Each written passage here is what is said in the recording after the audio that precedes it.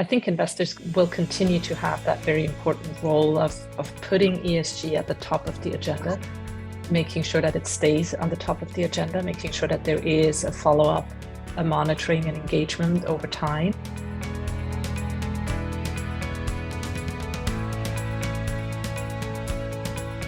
Hello and welcome to the Assay Live. Today we have Michèle Brülhart, Executive Director of Coppermark, joining us. So Michèle, thank you for joining us today.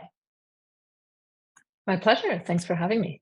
Absolutely. And so you're going to give us a little bit of a deep dive into Coppermark and kind of ESG-driven initiatives that you're doing there. But maybe to kick off, do you want to tell us a little bit about yourself and your background? Yeah, I'm happy to. So I have been with the Coppermark now in my current position for the last 3 years since the beginning of the organization.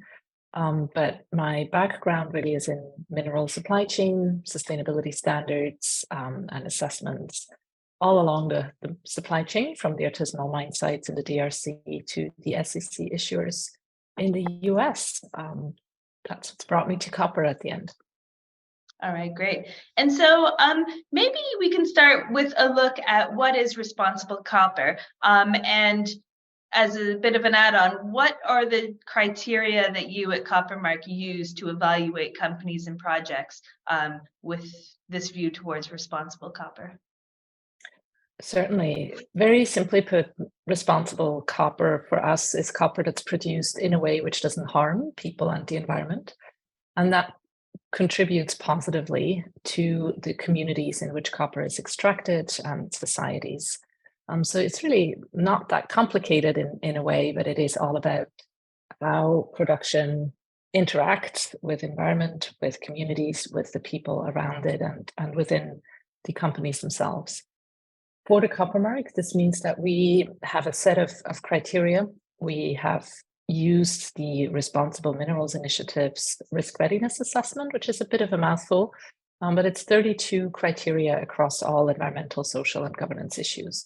So those go from just responsible business practices, legal compliance, to social topics like working hours, child labor, forced labor, or rather the prohibition thereof, to environmental issues such as tailings management, greenhouse gas emissions, waste and water management, and then also includes more the human rights and community-related issues like community health and safety, community development, supply chain due diligence.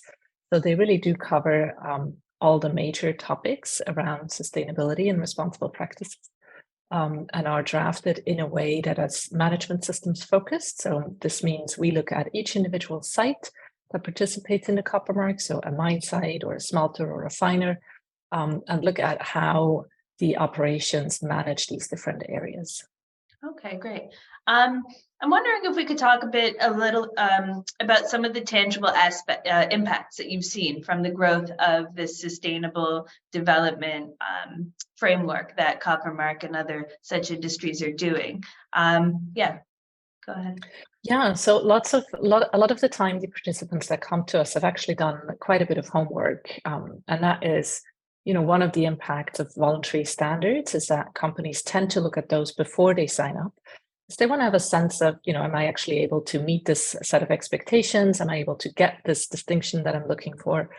And so in a way, a lot of the impacts that we're seeing are companies doing the assessments and starting to make adjustments to their practices or to their management systems before they even join us. In terms of tangible impacts, we have a bit more than 20% of globally mined copper that is covered by sites who have received the Coppermark, just in terms of the scale of who we cover here. And then we have, of course, we sort of track what are the major areas where we see improvement opportunities for our participants. And the four kind of biggest topics where we see the most sites coming up as having improvement areas are due diligence in mineral supply chains. So we've seen a number of our participants, for example, that have published for the first time a due diligence report. And while, of course, you could say that's just a report that they put out there, it means that they now have the systems behind it to actually then implement supply chain due diligence and do so in a way that they can report on it publicly and disclose their practices. We've also seen improvements around what we call business relationships. So that goes in the same direction of due diligence on your business partners. And there, again, we've seen a lot of our participants kind of expand what was maybe a more narrower focus before on just, one commodity or just one type of supplier, to really look more broadly and more in line with increasing due diligence expectations. What are their relationships to any business partners? How can they positively also influence operations in their value chain, in their supply chain, and potentially even with their customers? Greenhouse gas emissions is another area where, probably not just because of a participation in the copper market, but generally we're just seeing a lot of movement, a lot of work that is going into setting the right targets, disclosing carbon emission data, and that is something we encourage through our framework as well.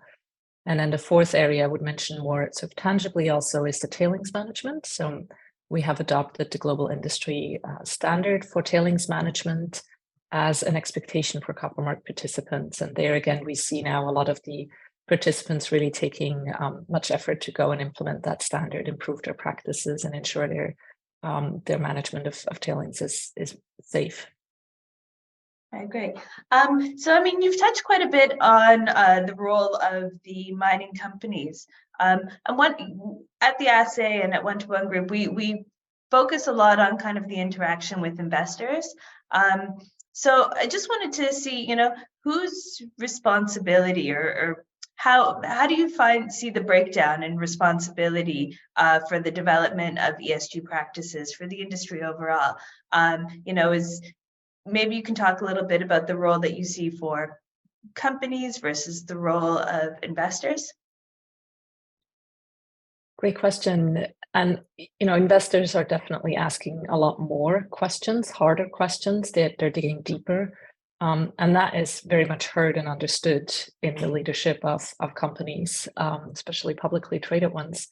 So I think investors will continue to have that very important role of putting ESG at the top of the agenda, making sure that it stays on the top of the agenda, making sure that there is a follow-up, a monitoring and engagement over time, and that we're not at the risk of greenwashing, right? That we're not just going into companies' claims or nice targets that sit out there, but they really have to be implemented. And so I think investors have a big role to play in having that, getting the attention of senior management, of leaderships within companies.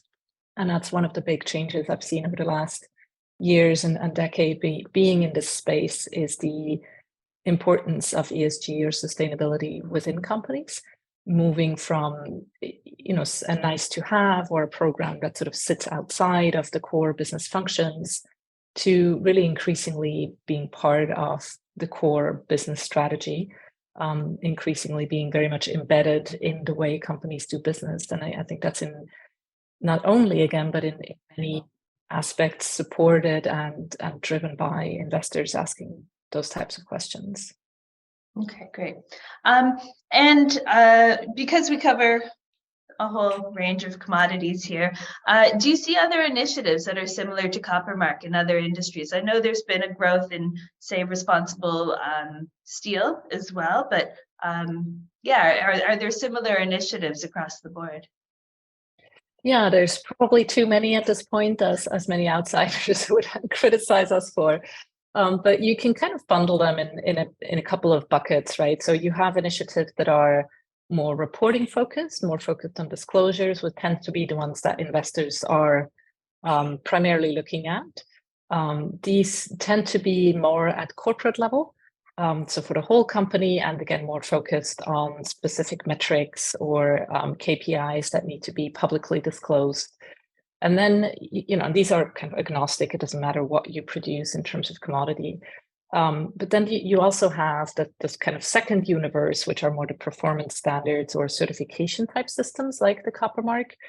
And within those, you have a range of standards that really focus on mining and mining only, so that try to address the salient impact at that end of the supply chain. You then have a group that looks more at responsible sourcing, which tends to be a bit narrower in their focus on topics, and looks a little more at the middle of the supply chain, more the kind of processing point. And then lastly, you have the systems like a copper mark that are commodity specific and have an aspiration of connecting the full value chain. They kind of have these vertical and horizontal standards that more or less work together, more or less interlinked. It depends a bit on which system, but you do see them kind of pop up more and more. And certainly for a number of the major metals like aluminium, copper, steel that are traded, there is pretty much systems in place at this point. Okay, great. I'm wondering if you have maybe suggestions or recommendations for companies that want to, I suppose, step up their ESG focus. I mean, so many things they could do, right? But I think it starts by making this a priority from the top down, from the very top in the organization. If there is a support and if this is a priority to do business responsibly, then that has to flow through the whole organization.